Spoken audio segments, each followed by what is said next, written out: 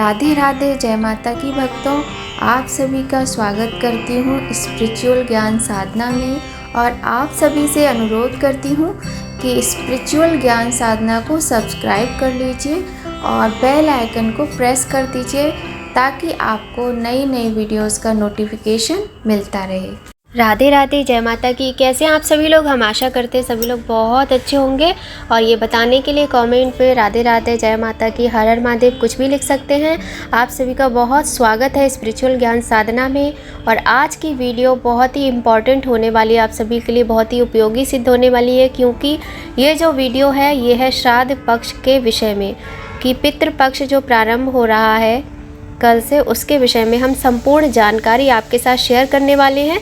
तो वीडियो को बिना स्किप किए ध्यान से देखिएगा, तभी आपको इसका पूर्ण लाभ मिलेगा, क्योंकि हम इसमें छोटी से छोटी और बड़ी से बड़ी हर बात बताने का पूर्ण प्रयास करेंगे। और श्राद्ध पक्ष, पितृपक्ष एक ऐसे दिन ये होते हैं जिसे हर व्यक्ति को मानना चाहिए और जितना जो कर सकता है अपनी सामर्थ्य के अनुसार उपाय करना चाहिए, क्योंकि आज के समय में पितृदोष हर व्यक्ति की कुंडली में कहीं ना कहीं होता है। हमारे कर्म ऐसे होते हैं कि कहीं ना कहीं पितृदोष बनता ही है।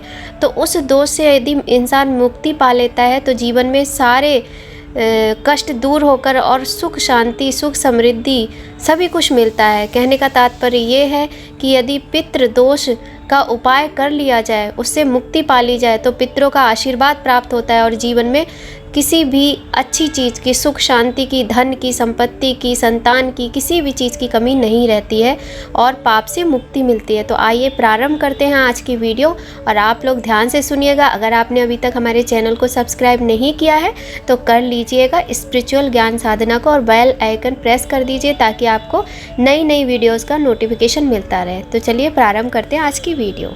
तो आज की वीडियो में हम कि श्राद्ध पक्ष, पितृपक्ष क्या होता है, कब से प्रारंभ हो रहा है, कब तक रहने वाला है, इसका शुरुआत कब से हुई थी, इसका महत्व क्या है, बहुत सारी बातें करने वाले हैं।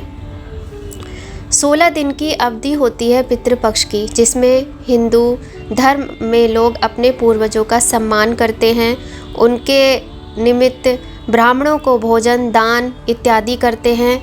भाद्रपद की पूर्णिमा से लेकर आश्विन मास की अमावस्या तक पितृपक्ष का समय माना जाता है, जो कि 16 दिनों का होता है।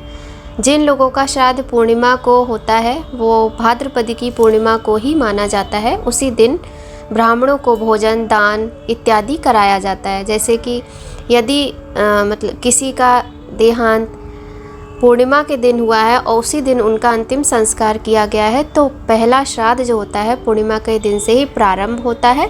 ऐसे लोगों का जो पितृतर्पण है वो पूर्णिमा के दिन ही किया जाता है। हिंदू धर्म में पितृपक्ष या महालया का विशेष महत्व है। और अब हम बताते हैं आपको कि पितृपक्ष का प्रारंभ कब से हो रहा है और कब तक रहने वाले हैं। और यह 29 सितंबर दिन शुक्रवार से हो रहा है। इस दिन पूर्णिमा का श्राद्ध तर्पण किया जाएगा और अगले दिन यानी शनिवार को पितृपक्ष प्रतिपदा तिथि का प्रथम श्राद्ध किया जाएगा। जो शनिवार का दिन है उस दिन प्रतिपदा का दिन है और शुक्रवार को पूर्णिमा का दिन है। मनीषियों के मुताबिक, हमारे महर्षियों के मुताबिक पितृपक्ष में श्राद्ध के लिए तिथि, वार, दिन का आधार मध्य ग्रह के समय पर निर्भर है। तात्पर्य है कि जो दोपहर का समय होता है इस प्रकार के कार्यों के लिए वह सबसे उपयुक्त माना जाता है। और 29 सितंबर से प्रारंभ होकर 14 अक्टूबर तक ये पितृपक्ष के दिन रहेंगे। वहीं आपको हम एक बात और बताना चाहेंगे, जो 14 अक्टूबर का दिन है शनिवार का, जिस दिन पितृ अमावस्या है, पितृ विसर्जन अमावस्या भी कहा जाता है, ये दिन बहुत ही ज़्यादा महत्वपूर्ण होता है। क्योंकि यदि हमें नहीं पता होता है कि हमारे किसी पूर्वज की तिथि कब थी, कब उनका अंतिम संस्कार हुआ, कब वो इस संसार से चले गए, तो जो ऐसे लोग होते हैं उनका जो श्राद्ध है, उनका जो तर्पण है, वह पितृ विसर्जन अमावस्या के दिन ही किया जाता है। इस प्रकार से 29 सितंबर से पितृपक्ष प्रारंभ होकर 14 अक्टूबर तक रहने वाला है। पितृपक्ष में जो पूर्वज अपनी देह का त्याग कर चले जाते हैं उनकी आत्मा की शांति के लिए तर्पण का विधान है, जिसे श्राद्ध कहते हैं। इसीलिए हमारे पूर्वजों की आत्मा की शांति के लिए, उनकी मुक्ति के लिए तर्पण किया जाता है इन दिनों में। अब बात करते हैं कि श्राद्ध का मतलब क्या होता है, इसका अर्थ क्या होता है। श्राद्ध यानी श्रद्धा पूर्वक किया जाने वाला कार्य। श्राद्ध का अर्थ होता है श्रद्धा पूर्वक किया जाने वाला कोई भी कार्य। इसमें मान्यता है कि वर्ष के जो ये दिन होते हैं, श्राद्ध के ये जो 16 दिन होते हैं, ये वह दिन होते हैं जब मृत्यु लोक के देवता यमराज आत्मा को मुक्त कर देते हैं ताकि वे अपने स्वजन के यहाँ जाकर तर्पण ग्रहण कर सके। पितृपक्ष में पितरों को याद किया जाता है। इसके महत्व के बारे में पुराणों में भी वर्णन मिलता है। अब अपने पूरे संसार में हिंदू धर्म का ये जो पितृपक्ष, पितृ तर्पण का जो विधान है, इसकी बहुत अधिक मान्यता है।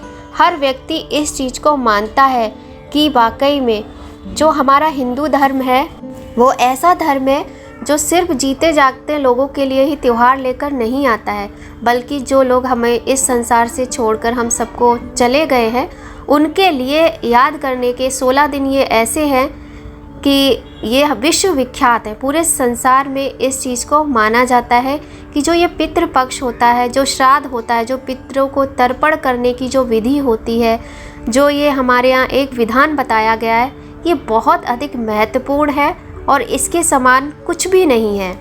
तो ये बात तो अब आपको क्लियर हो ही गई है कि 29 सितंबर से 14 अक्टूबर तक पितृपक्ष की पूजा रहेगी। पितृपक्ष के 16 दिनों का महत्व रहेगा और सभी को कुछ ना कुछ अवश्य करना चाहिए।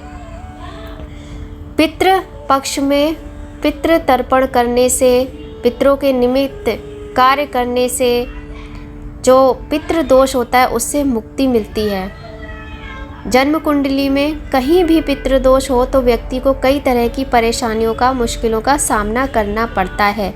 जिन लोगों की कुंडली में दोष पाया जाता है उन्हें हर कार्य में बाधा का सामना करना पड़ता है।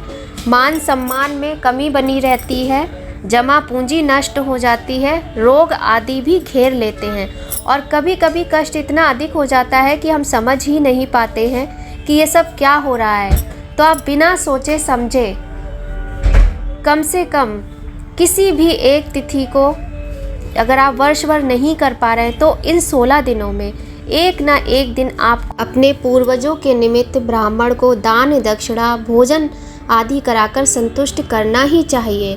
और इसके लिए छोटे छोटे उपाय मैं आपको बताती हूँ, वीडियो को पूरा देखिएगा।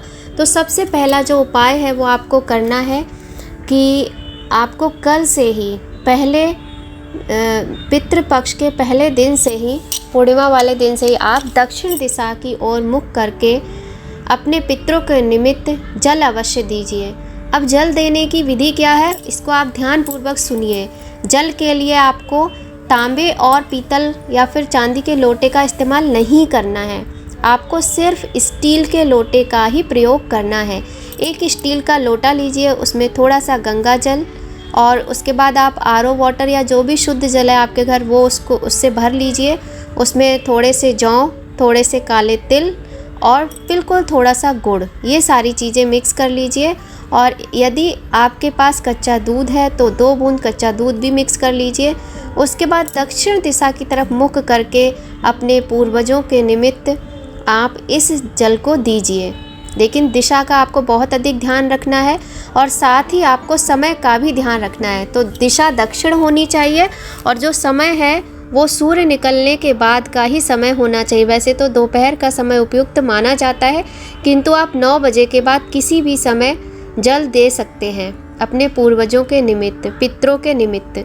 इस प्रकार से आप जल दीजिए। और मंत्र आप अगर बोलना चाहें तो सर्व पितृ चरण कमलेभ्यो नमः, प्रथम पितृ नारायणाभ्यो नमः, ये छोटा सा मंत्र है, सर्व पितृ चरण कमलेभ्यो नमः।